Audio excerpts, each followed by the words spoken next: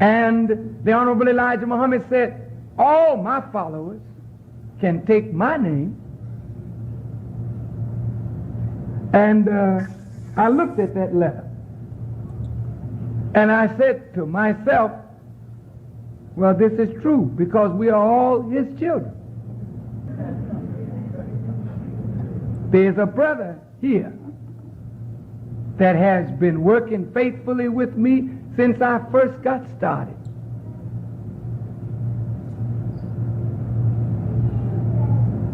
And he's not only been a faithful helper, but a friend. And I would like to ask him if he would accept this name, Muhammad too. I don't know no other name to give you. That's all I know is Muhammad. You know what I mean? Brother Larry? Yes, sir.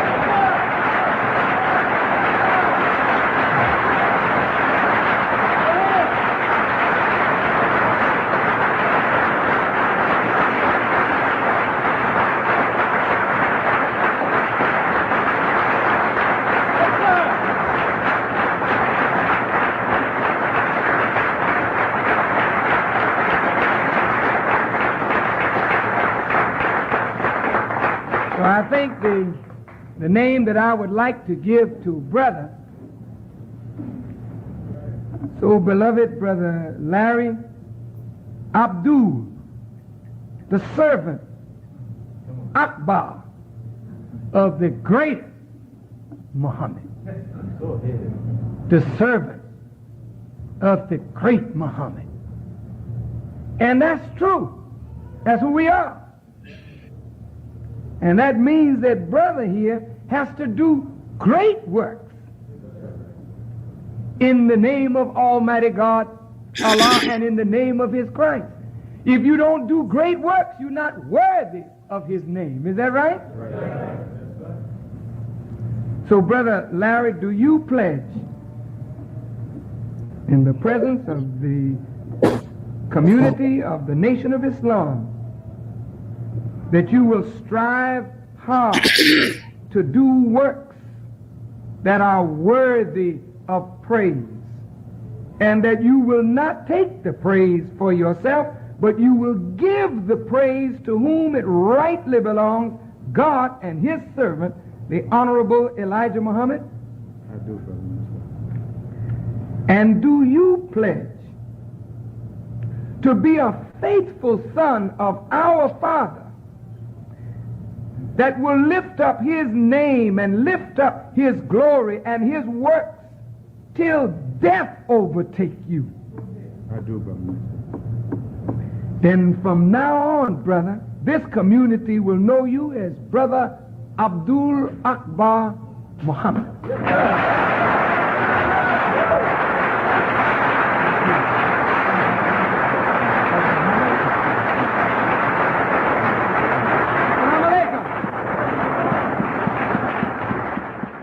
Saw one of our brothers said he's writing a book. Write as many books that you want. Write books, write them, keep writing them, because you're telling the story of what you experienced, not someone from the outside looking in. So Malcolm becomes the minister of Mosque number 7. I came in 1960. I joined the first ministry class. There are a lot of things that Malcolm taught us in that ministry class. The thing that Malcolm that impressed me when I first started coming to the mosque, because I came out of the streets of New York. I mean, I wasn't scholarly. I mean, I was out there like any other Negro, trying to get into something, using drugs and all of that kind of stuff. But when we heard Malcolm, he talked about books. That's one thing that stuck with me. He always talked about the reading of this book and that book because of his prison experience. And he was an excellent spokesman.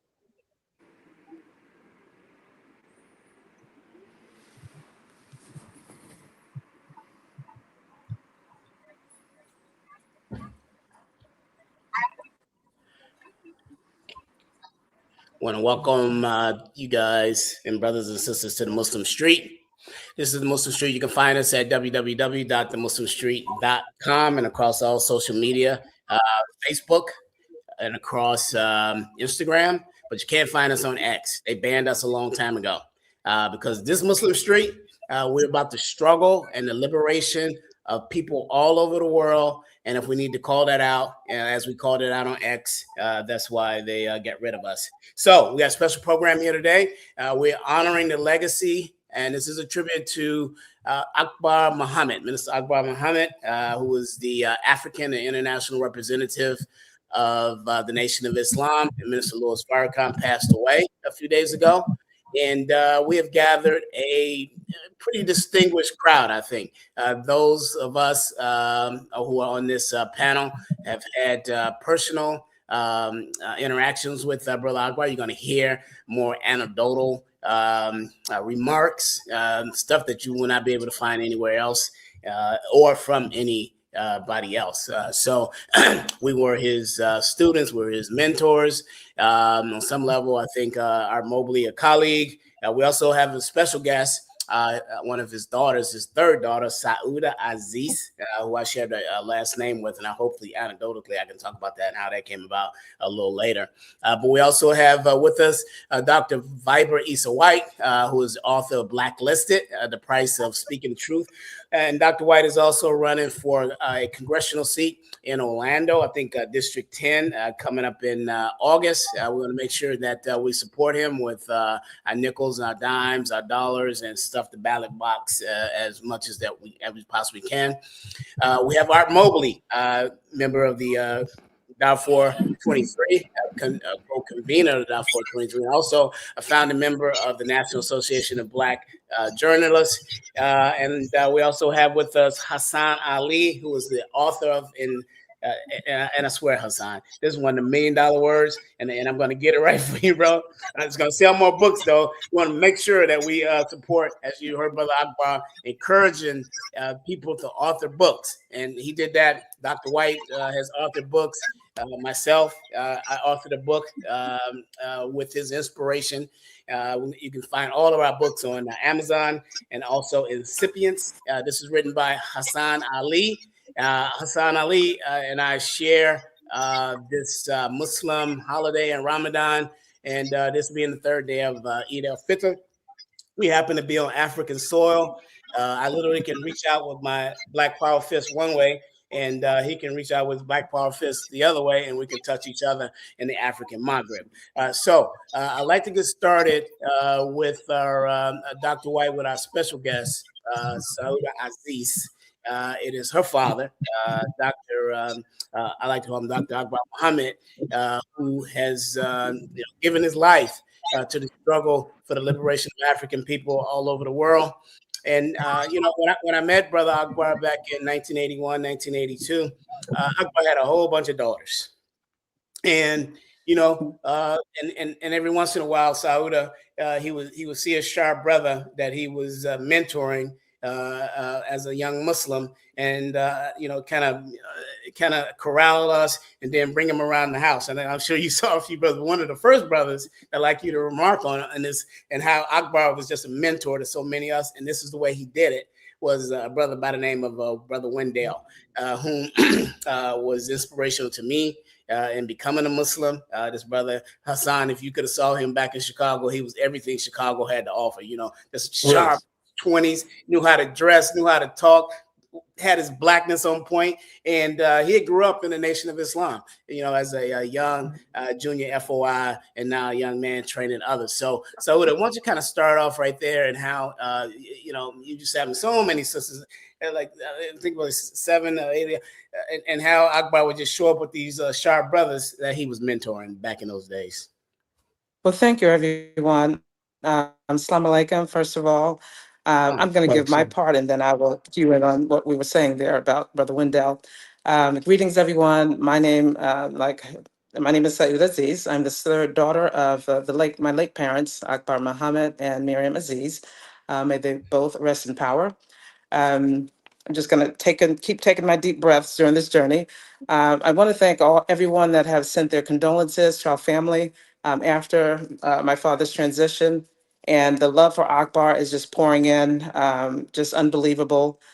So I wish that from his life that I have kind of taken in just for being here this week. is the foundation of the Black man. My personal thing, I've read all the Messages books as an early teenager, and then read it a second time as an early adult. But that's the foundation of our community. And for me personally, if you read that Message to the Black man, again, everybody kind of submit to, we're not asking you to be a Muslim, but kind of submit to the ways of Elijah Muhammad, then we will see a change in our community. That's just what I always thought, and it's still profound for me. So just kind of shifting from the American norm, claim our African heritage, and kind of be ourselves. So to follow up on Brother Wendell, I was seeing an echo. He didn't want anybody around us. So it was Brother Wendell and you, Malik, that was one of the 2 or 3 brothers that was around his house only. And he told them, don't say anything to my daughters, So they would just kind of smile and maybe wave.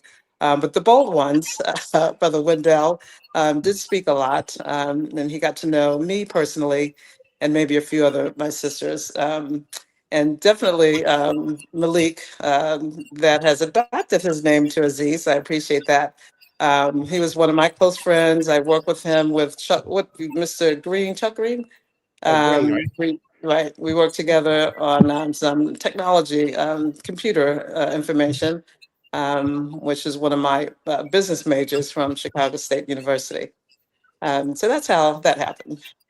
Yeah. So brother Hassan, I had a chance to make Hajj in 2005. It was through a connection and a call from brother Akbar to reach out to you, which you helped facilitate. Yes.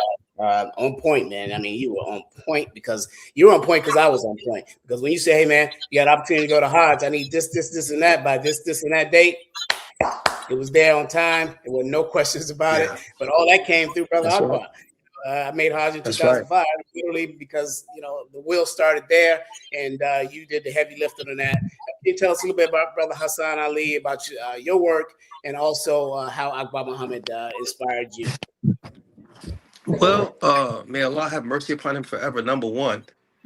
And number two, this man is just really monumental influence. My condolences to you, Sister Sauda. I heard your name many times. I never got a chance to meet you, but I did meet my dear sister that was in Ghana. I stayed at her house. May she rest in peace as well.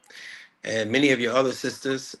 So Brother Akbar's from, I know he's born in Virginia, but he's from my neighborhood in New York, in Jamaica, Queens. So he had a name in our neighborhood before he even went to the Nation of Islam. So he was, very well-known figure. I met him personally, I think it was 2002, when the minister was doing his tour throughout the Middle East. And they came through Damascus, Syria, where I was studying at the time. And Brother Akbar, was very open, and he wanted to meet the students and the young people, which was one of his hallmarks, was platforming young Black men. He didn't have this very negative tendency that you see in some of our elders, unfortunately, when they try to deplatform the young people. He was all about giving a platform to the young people. He recognized that. So our relationship really started then, and then some years later, I had an opportunity. We were taking 5 people a Hajj every year, and the person that facilitated it was a friend of Brother Farrakhan, and he wanted people from the Nation of Islam. So I wanted Brother Akbar to go, and I asked him if he wanted to go. He said, "I don't know if I can go this year." He said, "But I got some excellent people that I want to recommend. Can you send them?" I said, "Absolutely." So he sent Brother Malik, Brother Jalil, and one other brother through Brother Muhammad Sadiq from Indianapolis, who they soldiered together in New York along with my dad. That's really how we connected, is because to show you another thing, Brother Akbar's photographic memory, he asked me who my father was in the nation. And I gave him an X. He said, "No, it wasn't that X." He said, "Because that X was so." I mean, he knew. I came with another X. He said, "No, it wasn't that X. That X was so."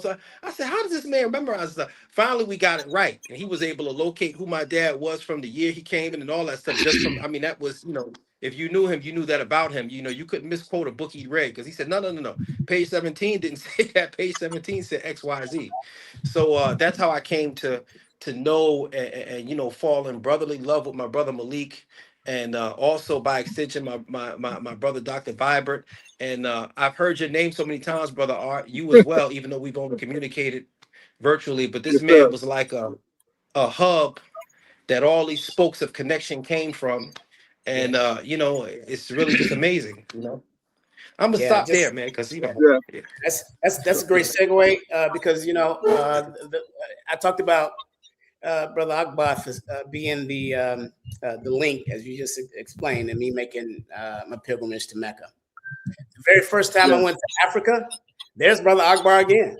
You know, he facilitated my first trip to Africa, which I'll come about the name Aziz here in a minute. Dr. Viper White.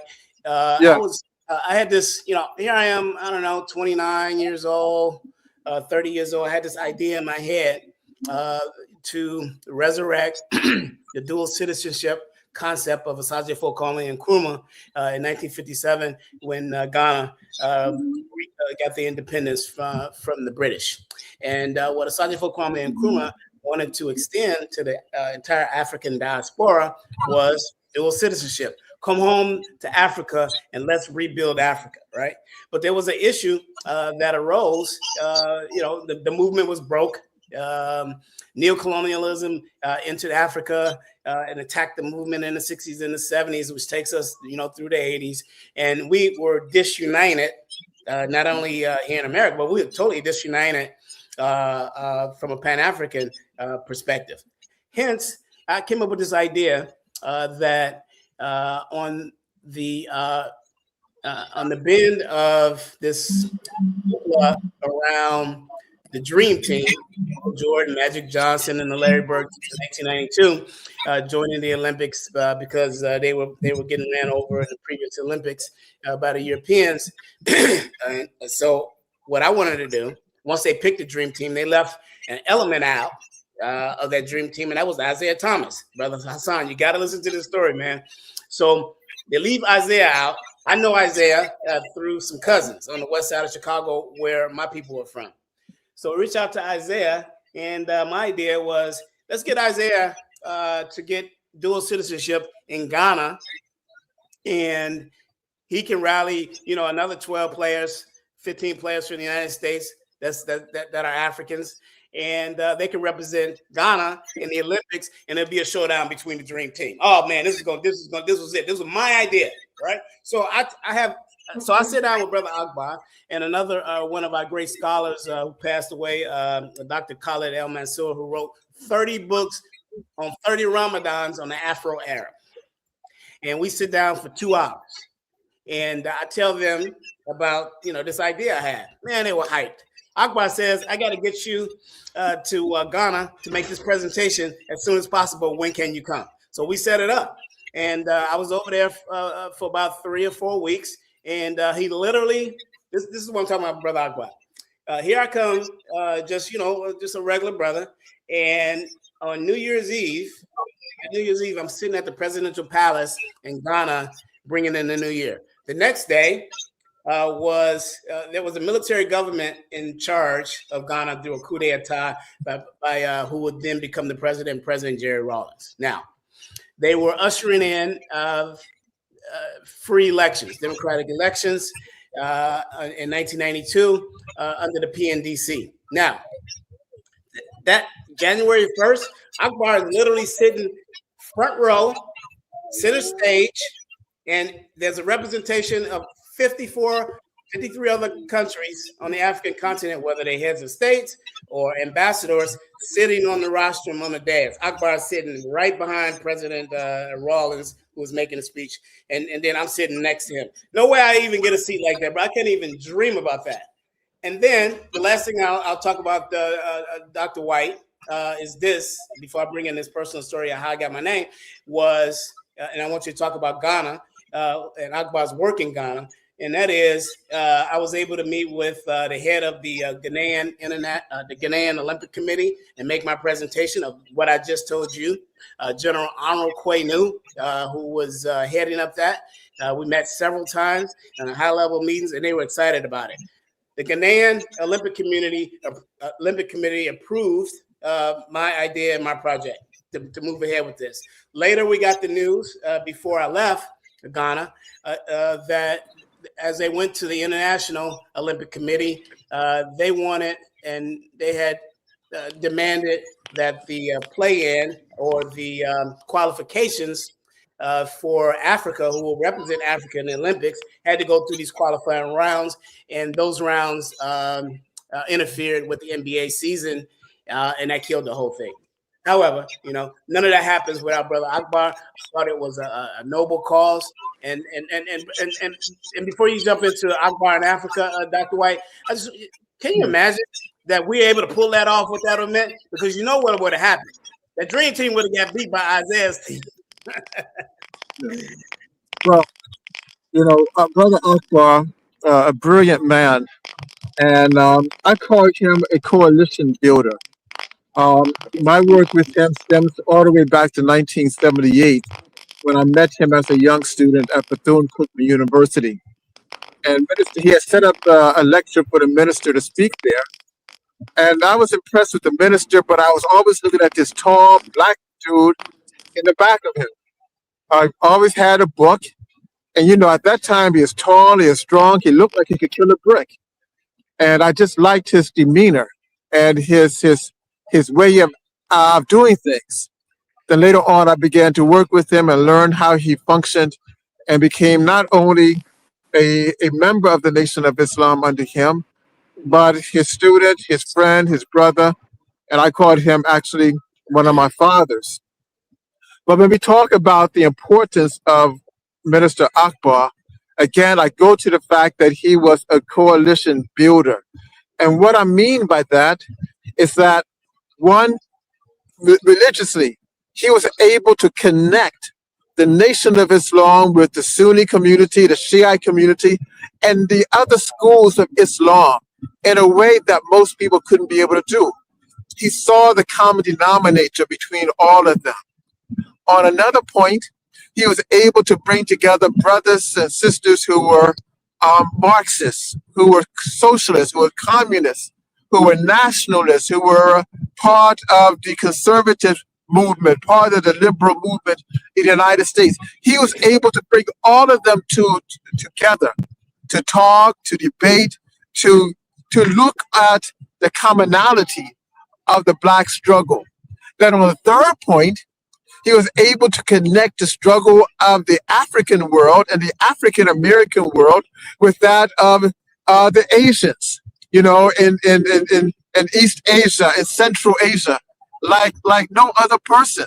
So he was a gem. Like I stated in one article, for every leader that you have, if it's Prophet Muhammad, peace and blessings upon him, and you have Abu Bakr, or if it's Prophet Isa, where you have John the Apostle, Minister Farrakhan had Minister Akbar, who did the groundwork, who put everything together so that the movement can continue, look good and strong.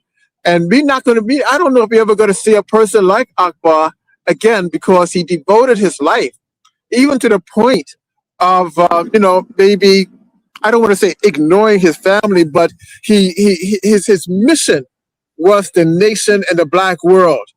All right, he loved his family, but that was his mission. And I don't know if we're ever going to see a person like him again.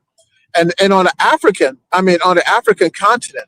Now, I've been to many countries in Africa, and every country that I went to, when I spoke to the leadership, if it was the Gambia, if it was Senegal, if it was Tanzania, if it was Kenya, they all would ask, if I would say I'm a member of the Nation of Islam or I know the Nation of Islam, they would say, well, do you know Minister Farrakhan? Yes. How about his person who was with him, who set things up, Akbar Muhammad? Absolutely. He made friends. He made associates. And if it wasn't for him, I'll put it out there, the Nation of Islam would not have become the dynamic international movement that it is today. And that's where I leave it. So Yeah. Akbar, he'll be missed, and I don't know if anyone can fill his shoes. Thus far, I haven't seen it, and his work is monumental. Yeah. One of the things that I want Can you to speak up, brother Balik? I barely can hear you. Yeah, one of the things that I want to mention here as a segue back to Sauda on Ghana is this: during the infant stages of the rebuilding of the Nation of Islam in the early 1980s, and probably throughout the 1980s until Brother Akbar shifts to Ghana in the late 80s, were the Savior's Day workshops that he was able to put together, and the people whom he had debating on those workshops and plenary sessions, people like Chokwe Lumumba or Mario Badeli of the Republic of New Africa. He was able to organize Steve Coakley, who was a major researcher.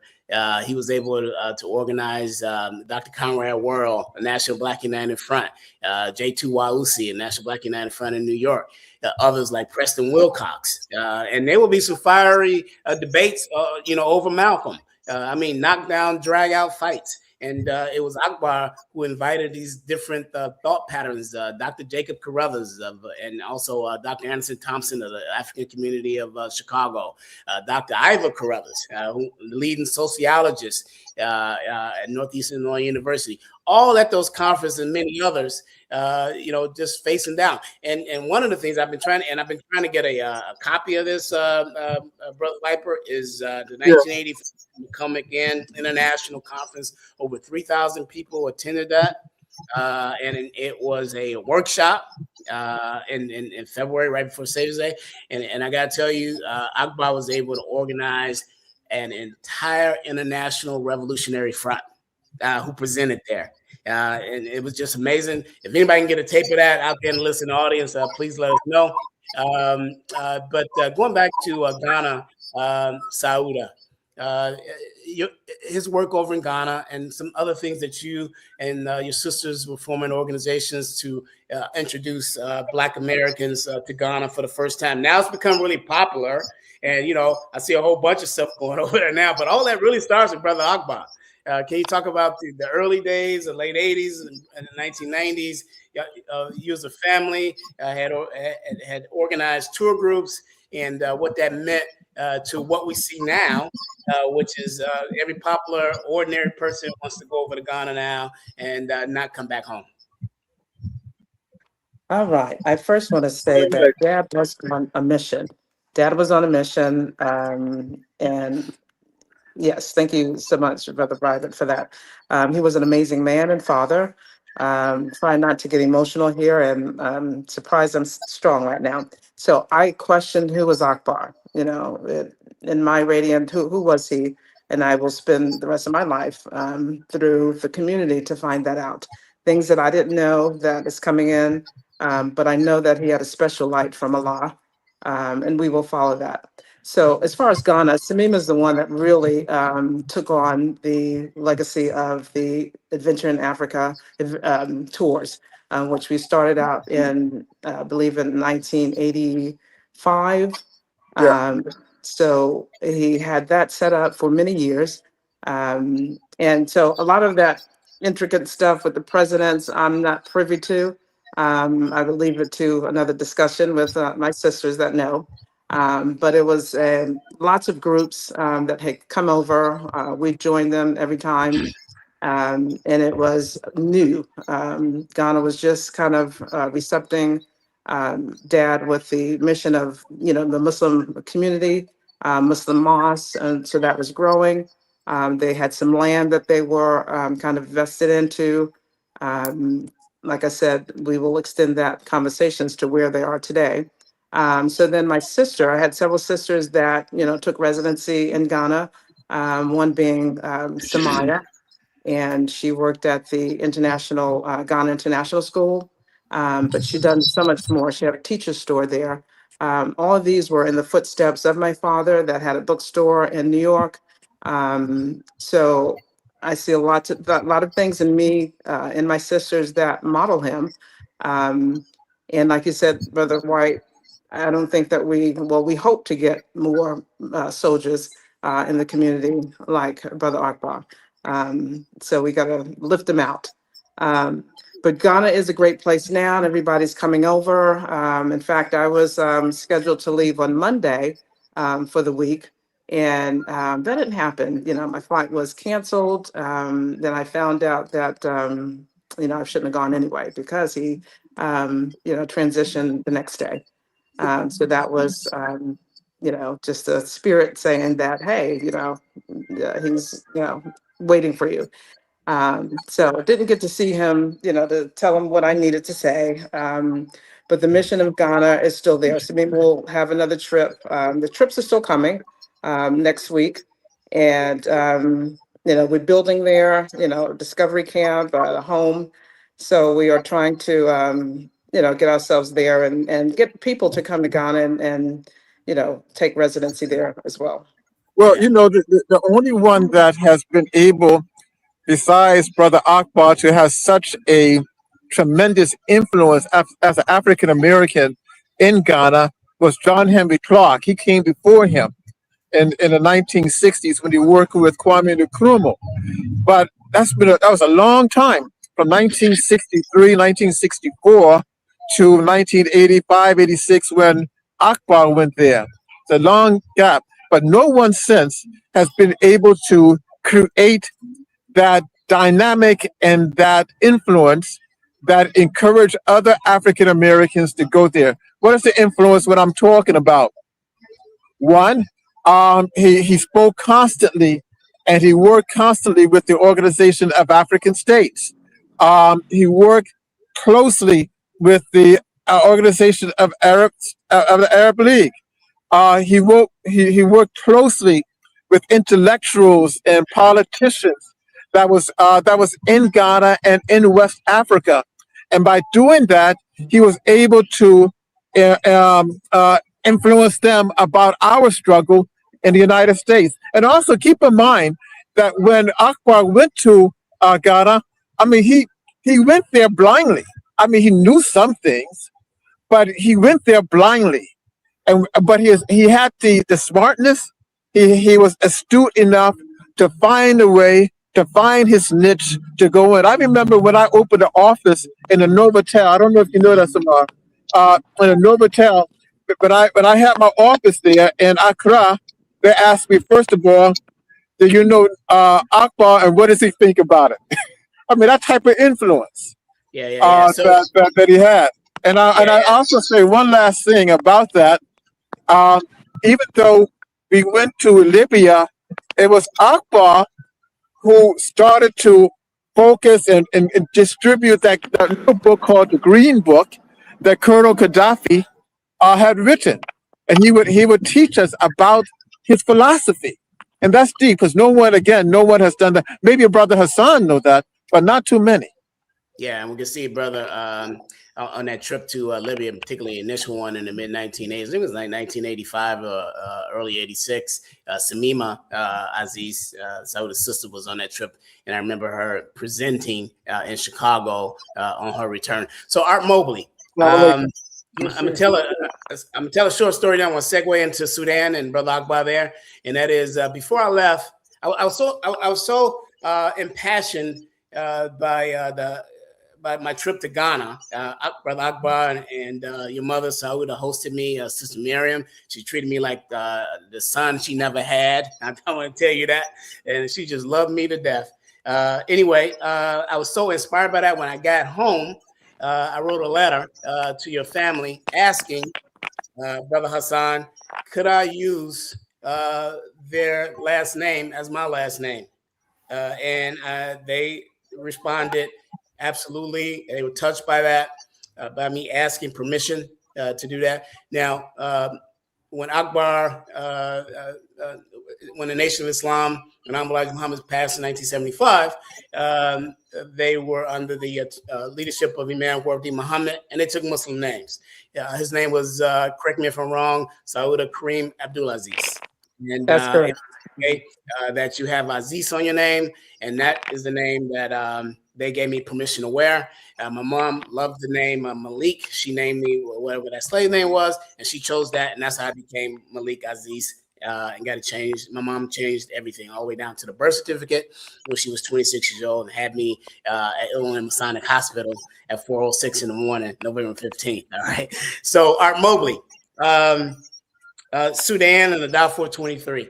I had heard that Brother Akbar was putting together a trip. It was focusing on business relationships between Black American business people and the Sudanese. And I reached out to Akbar. I said, I have to be on that trip. So he got me on the trip.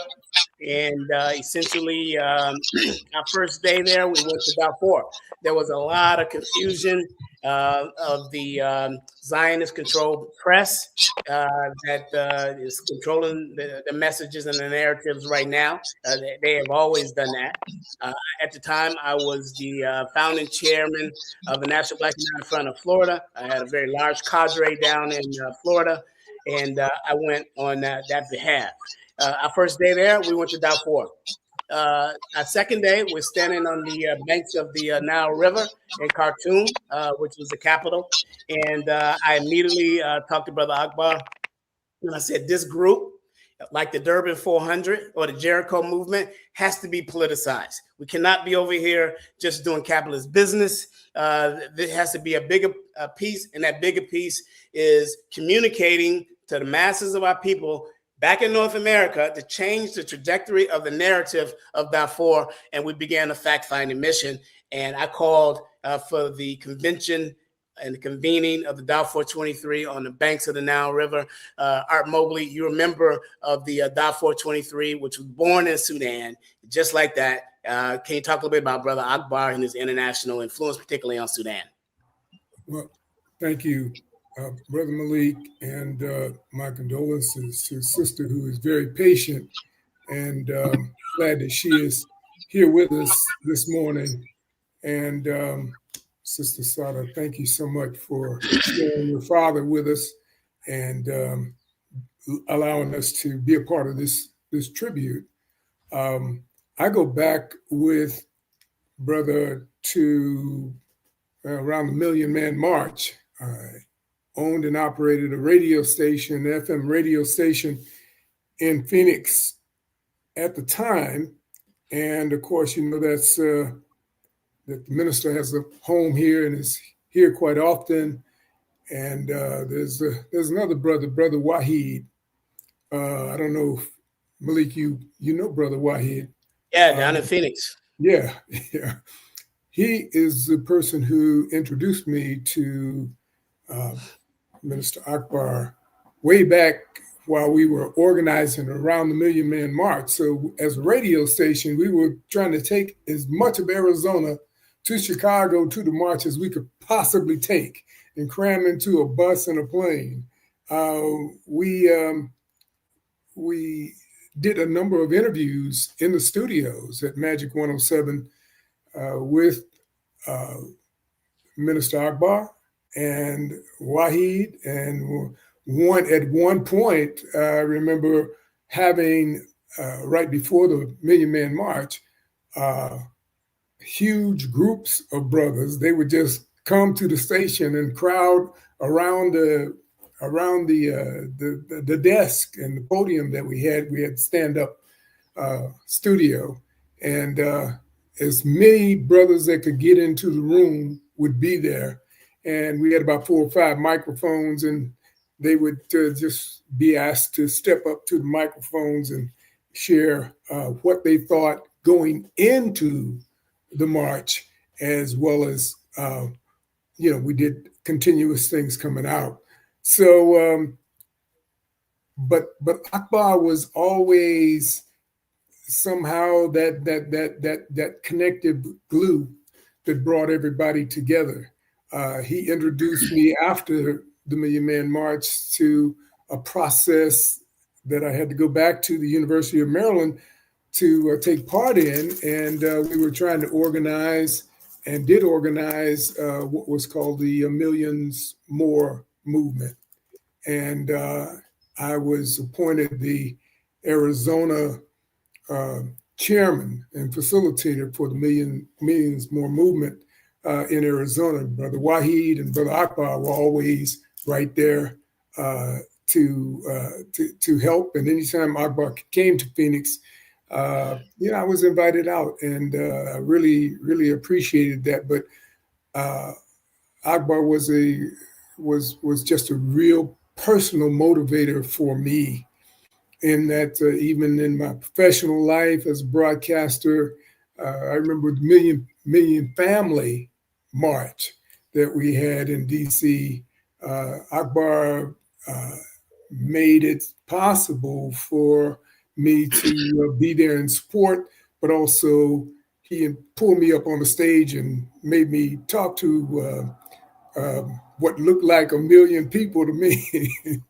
It's intimidating, even though I'm a broadcaster. I mean, you sit in a booth and sit behind a microphone and you talk, but being face to face with that many people, Akbar said, "Come on." He's pulled me up on the stage, and it was a wonderful experience. But I had never done that. I had never spoke to that many people. But he was amazing, brother, and a very, very important influence in my life. But, we get to the Darfur 23 and the whole movement of bringing educators, business people, doctors and lawyers and those folks from the diaspora to Sudan to try and help to understand what was going on in Sudan, and then communicate that to our people back here in the States, was really important work. And I applaud you, Malik, and certainly didn't know the connections initially with Akbar and the Darfur 23, for that matter, even though I know he was there and was a key component, but I should have known. That's who he was. That's who he is. That's who he will continue to be to us. And just long live, the memory and the presence. And, I really love that brother. That brother was special and is special. One thing, when we organized and convened the Darfur 23 in Khartoum, one thing that I recognized right away from Brother Akbar was this, and you see a lot of this going on today. We see these so-called influencers and YouTubers with hundreds of thousands of followers just yapping.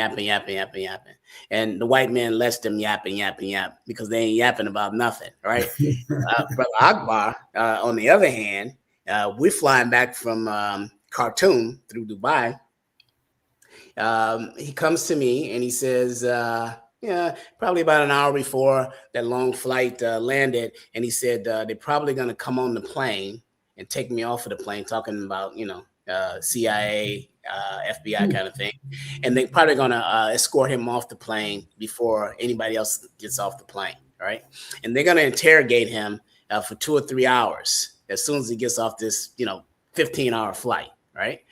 And this let me know that if you're doing the right thing, opposing our enemy, this is the kind of attention you get. Panel, I'm not hearing Malik. Followers on YouTube. You understand what I'm saying? This was Akbar Muhammad, facing down. We let him know, sister. Say it again. Sister Sadra couldn't hear you. You think you're muted. She's okay. Yeah. So this is the kind of stuff that he was facing down. And one thing before I go to Sauda for a couple of remarks is this. I'm sorry, I'm still not hearing. Can you? Yeah. The one thing I want to go to Brother Art is that on the Sudan thing is that he asked me as chairman of the National Black United Front of Florida to present my findings to the National Black United Front National Committee, which I did. Their co-founder, Reverend Herbert Daughtry out of New York, I think he's in his 90s now, well known in the movement, took an opposite position to my research. And we just left there for 3.5 weeks. You ain't about to touch my research, what I saw, hands on. So we had a showdown in the National Committee of the National Black United Front. He was defeated badly. So much so that Dr. Conrad World asked for a follow-up meeting in Kansas City that took place 2 months later. And it was Herbert Daughtry, Reverend Herbert Daughtry, that gave the most anti-Muslim presentation that you ever wanted to see coming from a Black person. And then I walked out of the National Committee with the largest segment of that organization, the National Black United Front. And we moved everybody into the Dow 423, and I never went back. So this is who your father was, Sauda. Can you tell us, Sauda, as being in the house, being a daughter, being with your father and the dignitaries going and coming, what were some of the impressions that you got and your siblings got of your father that we wouldn't have been able to see? I think she says she has Lance Soda having some problems. Soda, can you take your mic off? She has to unmute herself. Yeah. Can you unmute her? Well, no, I can't because she did on her end, so she has to unmute herself. Okay. Can you send her a message in the chat? And while we're working through Sauda unmuting herself, Art, I can hear her, but I don't know. I can hear her too. Yeah. Yeah. Art. Unmute yourself, okay. Sauda. All right. I think she did. Yeah. Yeah, I'm unmuted, but I did not hear Brother Malik. Yeah. Soda, we were just talking about, can you talk a little bit about a perspective of your father that we couldn't see from the outside? We externally struggling with him for Black liberation and African liberation. Some of the things you saw around the house, some things that were personal with dignitaries going back and forth, some interactions with Brother Farrakhan, et cetera. Can you tell us some anecdotal stories that I think the audience would appreciate? Gonna log out and come back in. Okay. While she's doing that, one of the things I want to recognize is that Lance Scurv, our show is produced out of Ghana, Accra, Ghana, exactly where Brother Akbar initially set up in the late 1980s. Lance, you had an opportunity to work with and tape an interview. Yes. Brother Akbar Muhammad, can you tell us a little bit about your interactions with him that you can recall? Every syllable he shared with me and with us was history and very informative and very impactful. And to be in his presence, you felt his conviction. And it wasn't a recent fad type of conviction like so many social media influencers have. He wasn't that. He was part of, and a major part of, a movement that banned decades. And he never had an arrogance about him. He was a servant of the Most High and for his people. And I remember I was so excited when Dr. White called me up one morning and they had a little time before the flight. And he asked if he could bring Brother Akbar to the house to do a broadcast. Who am I to say no for something so wonderful? So in another 20 minutes, I don't know how I got ready so fast, but he came over and he was at the house, and I just couldn't believe that he was there with me. And because of you, Brother Malik and Dr. White, I had a chance to have dinner with him in Tampa. He spoke, I videotaped, and several interviews over the phone, and it changed my life and my outlook to see how a real man in the most powerful movement moves, and for him to have traveled the world so much and to be known not for any narcissistic reason, but that was a stamp of how he worked and how he influenced the world. In the brief time that I got a chance to talk with him and got to know him in your presence, it impacted me. And I always thought about him. And sister, I was supposed to meet her at one point 2 or 3 years ago, but the flight that they had to take was going to go out early. And so I didn't have a chance to meet you. But I'm here in Ghana, and one day it's going to happen very soon. You're probably in Ghana because of Brother Akbar. You have 53 other countries to go to. Soda, we're talking about as we welcome you back. And Yes. we come in the last 8 minutes of the program, Soda. I just want to give you a platform to talk about some of the dignitaries that were going and coming inside of your house, inside of meetings. Any special stories about interactions with Brother Farrakhan and your father that would enthuse the audience and warm our hearts. Can you talk a little bit about just some anecdotal experiences with your father and some of the national and international leaders?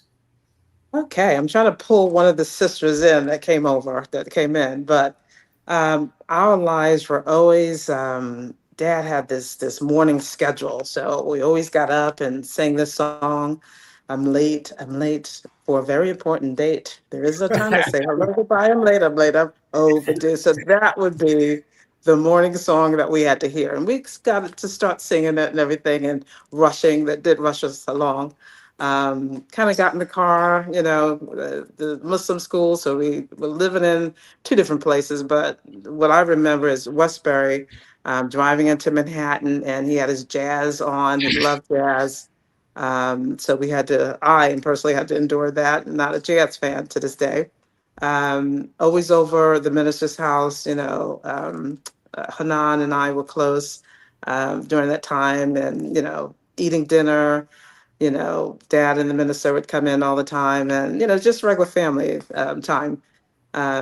Different places we used to travel to together. Yeah, it's just, Dad was a great man, and he was always there for us, although he was always out of town. When he came home, he had to get a report. Who was bad and who was good, who needed the spanking. So I guess Mom wanted to be fair. All of us kind of lined up for a spanking. So everybody you got to get ready for this. We're going to get 3, hits on the backside. I can dig that. Yeah. So, Soda, can you tell us a little bit about the Educational Festival, Inc. and your project? Yeah. Can you hear me, Soda? I think she's muted again. With some sound capability. Soda, we cannot hear you. If you can log back out, log back in, that'd be great. Yes, on her end. While she's doing that, Art, one of the things that stands out most about Brother Akbar is that he helped take just some ordinary brothers and sisters who were independent thinkers in the movement, in the Black liberation struggle and African liberation struggle, platform us and raise our level of consciousness around that to deliver ideas. And not only that, Malik, I know you recall, probably back in the mid to late 2000s and, 5, 6, around there, we were talking about digital currency. And, we were talking about launching a coin in Africa that we call the Afro. And we were trying to establish a platform to do that. And Akbar was right there. Akbar was on those calls because he was just very responsive to those things that I think meant the most at that particular time, particularly to Pan-Africanism and how Africa works. So he's just always been there. He's always been an institution. The reason he called me up on the stage at Million Family March was he had been at my house in Phoenix and saw my library and was very complimentary of a lot of the books and the materials that I had at the house. But I was also involved with Reverend Leon Sullivan and his summit missions to Africa. And that was why he had me speak at the Million Family March. But the way he wove into that, he found out in just, our conversation that Dr. Sullivan's birthday was the same day of the Million Man March. And he heard that and he just, Brother Yeah, Brother Akbar was an avid reader, and in fact, in my book, I spent some time in the foreword discussing that. So, in our last 3 minutes here, Sauda, can you talk a little bit about the Educational Festival Inc. To the audience and what that means to that special project? Yes, I am a special education educator, master educator from the state of Texas. I have been working in education for 23 years. So I set myself up for retirement pretty soon.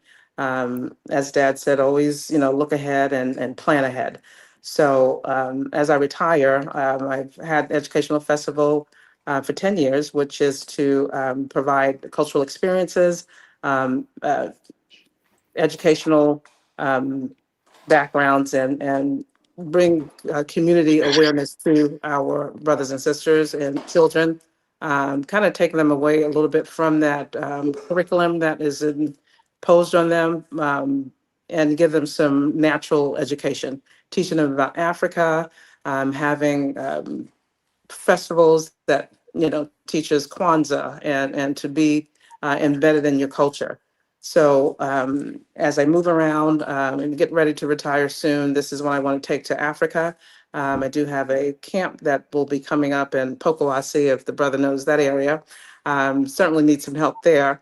And we'll be in Ghana this summer, June, July, on that same trip. So that is just, preparing myself to extend my educational knowledge and career. I didn't choose special education, self-contained, it kind of chose me. And I'm working with others to get to know themselves and be a part of the community and the world, to share what they have. We all have gifts. Akbar had a light, a special light. And so it is in each and one of his children, and we will continue his work with the books and all of that. Yeah, in the last minute, Sauda, can you go over the services that are planned coming up for the people to honor Brother Akbar Muhammad? Yes, I say that we are going on tour. This is the first leg of the tour. So today we will view his body. It's just, and then we will be in Chicago on Thursday. Friday would be the at the Mosque Miriam. From there, Akbar will go to Virginia, his resting place, and that we'll have another ceremony there. And we also, we're going to post that on the, as we close out, we're going to post that on the Muslim Street. You can find that and that information coming up at least this evening at www.themuslimstreet.com. I want to thank Sauda Aziz, Educational Festivals Inc., third daughter of Brother Akbar Muhammad, for Art Mobley and the Dow 423 National Association of Black Journalists. Also, Dr. Viper Issa White, blacklisted, also running for Congress in Orlando, and also Hassan Ali. We want to thank you for chiming in on some special stories. He's also the author of Incipients. Get the book. You find all our books on Amazon. We're produced out of Accra, Ghana, probably because of Akbar Muhammad. This link again that we talked about. This just keeps showing up about a Lance Scurv show. Out of Accra, Ghana, we are the Muslim Street. I am Malik Aziz, editor-in-chief of the Muslim Street. We'll see you next week. Assalamu alaikum. Assalamu alaikum.